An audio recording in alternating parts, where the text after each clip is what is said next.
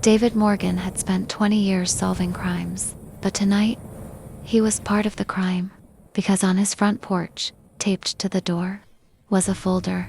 Inside, a single photo, a man, standing exactly where David had stood an hour ago, and he was holding David's own wallet. David was 30, a private investigator in Boston, quiet, meticulous, respected. He had seen it all. Missing persons, thefts, murders, but nothing prepared him for this. It started at 9:17 p.m. David returned home from an investigation of a missing woman. His apartment was exactly as he left it, except for a small envelope on the doormat. No name, no return address. He opened it. Inside, one photo. A man standing in the street outside his building, wearing David's jacket, holding his wallet, looking exactly like him. A note read, "You're next." David's pulse quickened. He checked the locks. Deadbolts secure, windows closed. Nothing, no one. He tried to rationalize prank, stalker, coincidence. But then, the knock.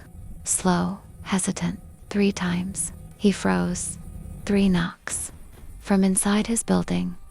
David called 911. "Sir, is anyone in your apartment?" The dispatcher asked. I don't know," he whispered.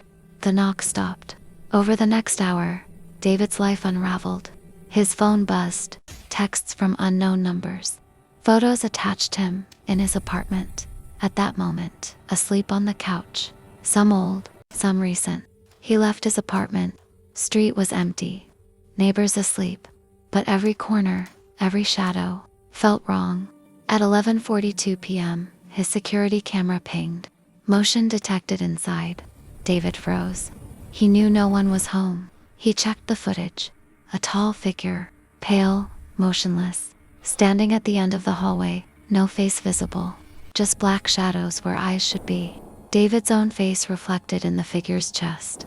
Not his reflection, his face, smiling, twisted. The figure vanished when he blinked. David didn't sleep that night. He barricaded the doors, kept every light on, cameras recording everything.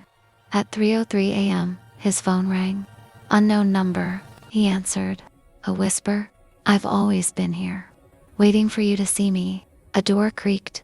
Something heavy dragged across the floor. David spun around. Nothing visible. He remembered the missing woman he'd been investigating. She disappeared exactly 20 years ago. David had reopened the case. Her last sighting, her apartment, the layout mirrored his own apartment. The same shadows, the same hallway. He realized he was living in the same apartment, the same timeline, the same fate. At 3:17 a.m., the figure appeared again. Closer, taller, white light emanating from its body. David could now see hollow black eyes, a mouth too wide, stretched unnaturally. The walls seemed to melt around it. "Now you see me," it whispered. David stumbled backward. Cameras captured everything. His scream, the fall, the white flash. When he opened his eyes, he wasn't in his apartment anymore. He was standing outside, same street, same building. But everything was distorted. Posters of missing people plastered on walls. Faces staring back at him, including the woman he had been investigating. All dated 20 years ago. Then a new poster appeared. It showed David himself. Missing date, tonight. He ran. The street twisted. Shadows lengthened unnaturally. The figure followed silently. Every step he took, matched exactly by his own shadow on the walls. He reached the police station. Door locked. Inside, a single photo. Him, lying lifeless on the sidewalk. Time, 3:21 a.m. David's own heartbeat echoed. He turned. The figure stood there. His own face. Older, colder, broken. "Don't fight it," it whispered. "You become me tonight." David closed his eyes. He heard a gust of wind. The posters dissolved. Shadows evaporated. He opened his eyes. Streets empty. No figure, no posters. He thought he had escaped, but when he looked down, a new photo in his hand, freshly developed, him, alive, walking toward the street. Time, 11:59 p.m. A whisper from nowhere. "They always come back." David dropped the photo.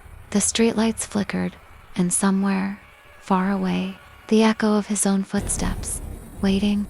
Some shadows don't disappear, some faces never leave, and some fates aren't meant to be changed.